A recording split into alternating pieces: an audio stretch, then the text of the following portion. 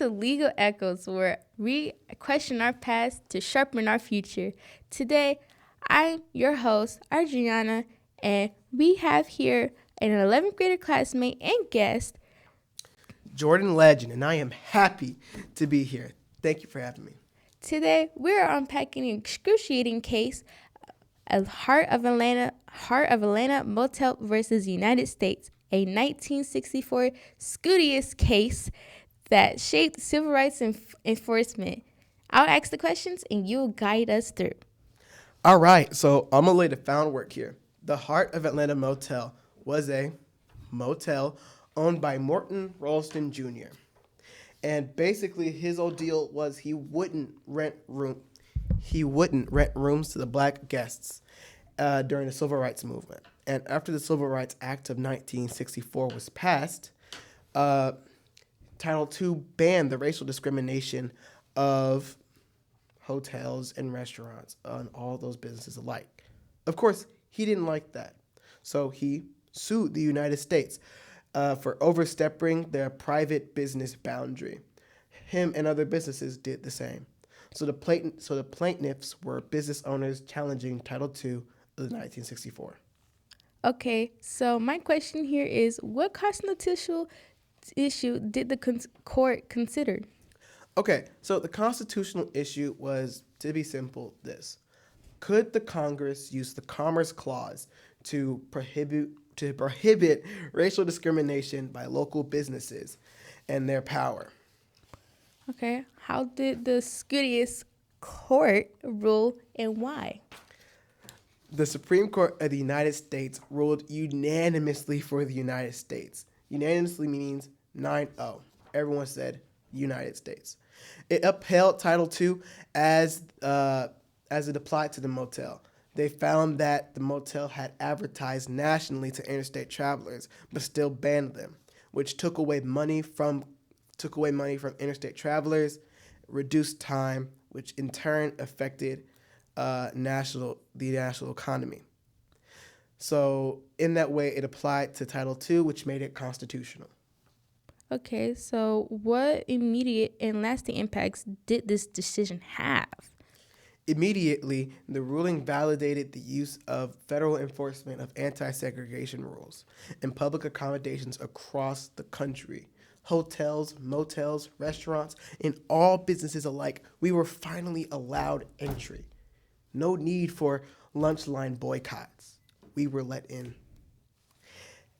This made life and travel more accessible for Black Americans. It strengthened the Commerce Clause as a tool for civil rights enforcement. Okay, so can you give me and the listeners an example of the court's reasoning?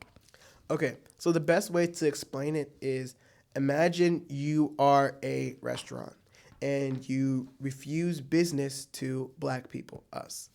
So basically you're cutting off a whole road of revenue you're cutting out a whole road of revenue, not only to yourself, but to the rest of the country.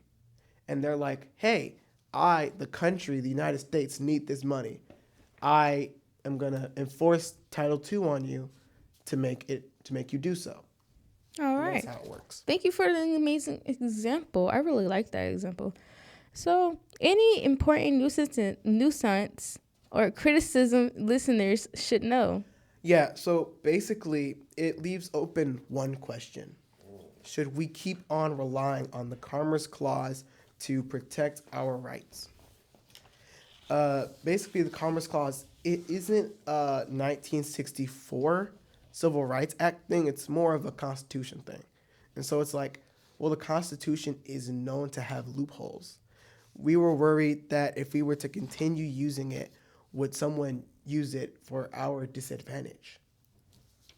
Okay, I like that. So, why should this case matter to students in today's society? Okay, so this should matter to us today because it is the best example on how Congress, the Supreme Court, work together. It shows that checks and balance that we're taught in class, but it also brings in this whole new fighter, the civil rights movement. It shows how we, the people, actually change our government, actually change our country, how we can do things for the better. It showed how it pushed Congress to stop the discrimination. It pushed the judicial branch to back them up. That's why it matters. So we can understand that we can do something, not just then, but now as well. Can you give our listeners some sources so they can learn more about this case? That's perfect. I have some listed here now. Oyez.org is a great source for looking up Supreme Court cases, always. You can always go to Library of Congress, since this was also a Congress issue. And finally, my favorite source of just for this case alone, the Tarleton Law Library. Those are my big three.